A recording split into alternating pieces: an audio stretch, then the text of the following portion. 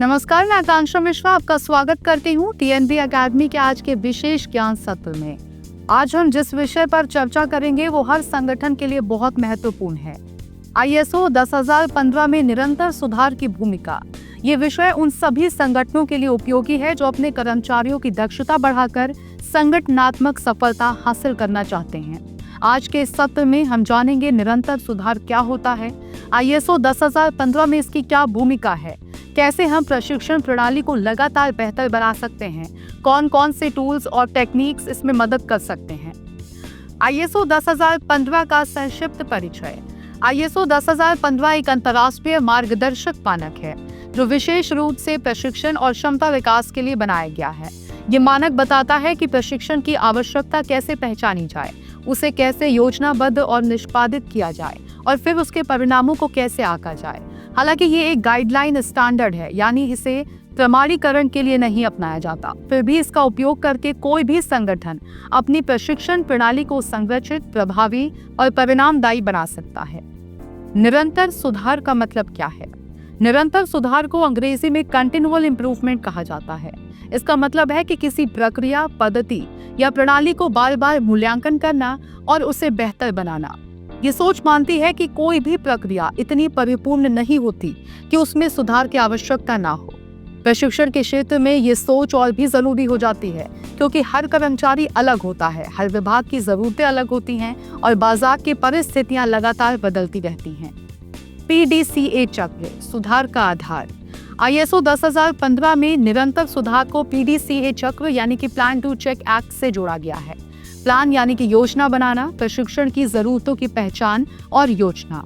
Do यानी कि लागू करना, प्रशिक्षण कार्यक्रम का कार्यान्वयन। चेक यानी कि जांच करना, प्रशिक्षण की प्रभावशीलता की जांच। एक्ट यानी कि सुधार की क्रिया, जो सीखा उसके अनुसार सिस्टम को अपडेट करना। ये चक्र हर प्रशिक्षण के बाद दोहराया जाना चाहिए। जितनी बार आपके चक्र दोहराएंगे, आपकी प्रणाली उतनी ही मजबूत और प्रभावी बनेगी। निरंतर सुधार का महत्व क्यों? यदि कोई संगठन एक बार प्रशिक्षण योजना बनाकर उसे हर साल वैसा ही दोहराता है तो वो अपने लोगों की वास्तविक जरूरतों को नहीं समझ पा रहा है। हर नया वर्ष, हर नया प्रोजेक्ट, हर नई तकनीक, सभी कुछ नया प्रशिक्षण मांगती है। इसलिए प्रशिक्षण कार्यक्रमों में बदलाव, अपडेट और सुधार बहुत आवश्यक है। निरंतर सुधार से प्रशिक्षण ज्यादा प्रासंगिक होता है, कर्मचारियों की भागीदारी बढ़ती है और अंततः संगठन के प्रदर्शन में भी सुधार होता है। प्रशिक्षण मूल्यांकन में सुधार की भूमिका। अक्सर प्रशिक्षण के बाद एक सरल फीडबैक फॉर्म भरवा लिया जाता है और बात खत्म हो जाती है, लेकिन यही सबसे बड़ा मौका होता है सुधार का। ISO 10015 कहता है कि प्रशिक्षण की प्रभावशीलता का मूल्यांकन 4 स्तरों पर होना चाहिए। प्रतिक्रिया यानी कि रिएक्शन, सीखने का स्तर यानी कि लर्निंग, व्यवहार में बदलाव यानी कि बिहेवियर और परिणाम यानी कि रिजल्ट। इन 4 स्तरों के आधार पर यदि हम सुधार करें तो अगली बार का प्रशिक्षण और ज्यादा प्रभावशाली होगा। डेटा पर आधारित सुधार। ISO 10015 केवल भावनात्मक राय के आधार पर बदलाव की सलाह नहीं देता। ये कहता है कि डेटा के आधार पर सुधार करें, प्रशिक्षण के पहले और बाद में प्रदर्शन की तुलना करें। ROI यानी कि रिटर्न ऑन इन्वेस्टमेंट रिपोर्ट तैयार करें।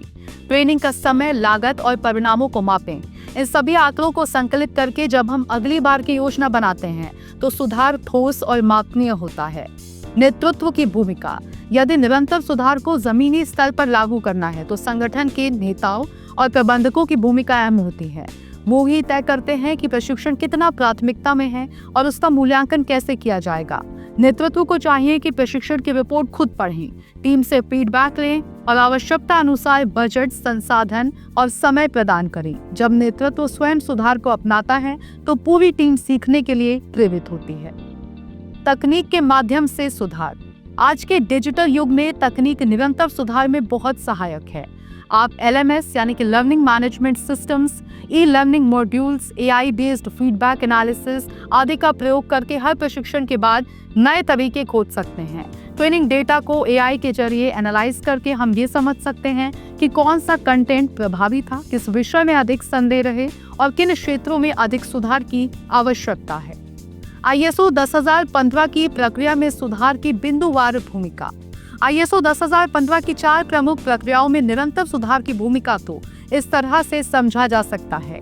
आवश्यकता की पहचान यानी कि ट्रेनिंग नीड्स एनालिसिस, पुराने TNA की समीक्षा करें, डेटा से पहचानें कि कौन से कौशल अभी कमजोर हैं।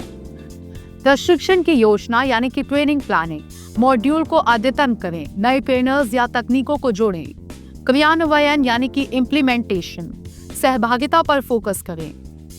इंटरएक्टिव तत्व जोड़ें, मूल्यांकन यानी कि इवैल्यूएशन, प्रतिक्रियाओं का विश्लेषण करें, परिणामों पर आधारित सुधार योजना बनाएं। केस स्टडी, निरंतर सुधार का एक उदाहरण। मान लीजिए एक IT कंपनी हर वर्ष साइबर सिक्योरिटी ट्रेनिंग कराती है, लेकिन कई बार कर्मचारी उसमें रुचि नहीं लेते। इस बार कंपनी ने पुराने कंटेंट की समीक्षा की, कर्मचारियों से फीडबैक लिया और एक इंटरैक्टिव वीडियो सीरीज तैयार की। साथ ही एक क्विज मॉड्यूल भी जोड़ा गया। परिणाम स्वरूप 90% कर्मचारियों ने सक्रिय रूप से हिस्सा लिया और 3 महीने में सुरक्षा घटनाओं में 70% की कमी देखी गई। यही है निरंतर सुधार की ताकत। चुनौतियां और समाधान। निरंतर सुधार को लागू करना आसान नहीं होता। कई बार संगठन में बाधाएं आती हैं। हम पहले भी ऐसा करते थे वाली सोच, संसाधनों की कमी, कर्मचारियों की उदासीनता। इनका समाधान है सुधार को KPI से जोड़ना, छोटे छोटे बदलाव से शुरू करना, सफलता की कहानियों को साझा करना। निरंतर सुधार ISO 10015 का हृदय है। प्रशिक्षण को केवल एक औपचारिकता न माने, बल्कि उसे रणनीतिक रूप से लागू करें। हर प्रशिक्षण के बाद पूछें, हम इसे और बेहतर कैसे बना सकते हैं। यही सोच संगठन को सशक्त, प्रतिस्पर्धी और लचीला बनाती है। सभी का धन्यवाद कि आपने इस महत्वपूर्ण विषय पर ध्यान दिया। यदि आपको ये वीडियो पसंद आया हो तो लाइक करें, शेयर करें और TNB अकेडमी को सब्सक्राइब करना ना भूलें। कमेंट में हमें बताइए कि आपके संगठन में प्रशिक्षण और सुधार की प्रक्रिया कैसी है। फिर मिलते हैं अगले सत्र में एक नए विषय के साथ। तब तक के लिए धन्यवाद।